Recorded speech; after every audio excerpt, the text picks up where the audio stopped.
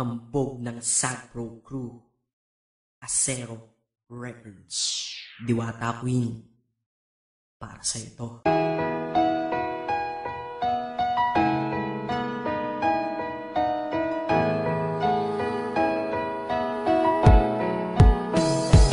Sana itong awitin ko kahit saglit bigyan ng oras. Ang dahilan kung bakit di ako sumuko sa mga bagay na kung ba't ang luha ko'y tumulo. Ito ang mensahe ko upang aking ipahatid sa mga tropa, kaibigan, kapangkat at kapatid. Pasasalamat kong kay tagal ko nang gustong sabihin. Ang puso ko ang gumawa nitong aking awitin. Para sa inyong lahat, ito ang tanging paraan. Sa mga taong para sa'kin ay palaging nandyan. Hambog.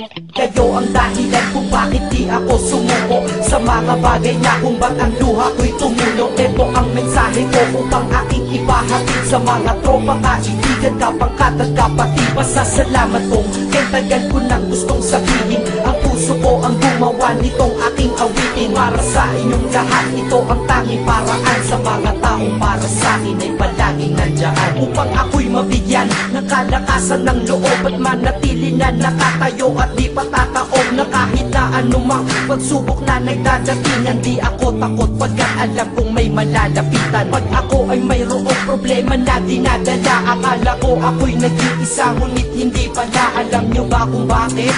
Kasi andyan sila, handa na iabot ang tulong nagmula sa kanila. Walang reklamo at walang hinihingi na kapalit. Kaya di lang kaibigan turing ko kundi sang malapit na kapatid. Sila'y kinikilala kong ikalawa na pamilya. Wag ko daw isiping mag-isa ka pa. Dahil sila'y aking sandalan, di ako pinabayaan. Damahin ko kalungkutan, di nila pinapayagan. Kung wala kayong lahat kaibigan ko, marahil wala na rin ako. Ngunit nandito pa ako dahil kayo ang dahilan kung bakit di ako sumuko sa mga bagay na kung ba't ang luha ko'y tumulo. Ito ang mensahe ko upang aking ipahatid sa mga tropa, kaibigan, kapangkat at kapatid. Pasasalamat kong kay tagal ko nang gustong sabihin. Ang puso ko ang gumawa nitong aking awitin. Para sa inyong lahat, ito ang tanging paraan. Sa mga taong para sa'kin ay palaging nandyan. At di kayo nawawala at di ako tinalikuran. Yan ang dahilan kung bakit hindi ko kinalimutan ang aking pinagmulan. Pakikisama nangunguna. Pag nakita ka ng tropa sasabihin, shot ka muna. Pag nabadrip sa pamilya, lalabas ka lang ng bahay. Lakad lang ng konti, andyan sila at merong tagay na inyong pagsasaluhan at inyong pinapaikot. Simpleng tulong yan nilang unti-unting pinapalimot. Ang problema mong pasan-pasan sa mga pangyayari sa tahanan o sa pera o kahit pa sa babae. Kahit sa gulo o away, tila ba mga sundalo, di pwedeng maiwan ang isa manalo o matalo. Ganyan ang kaibigan ko, mas kilala bilang barkada. Kung ako'y mamamatay na bukas, ako'y handa na. At kung may ikalawang mundo o buhay para sa'kin,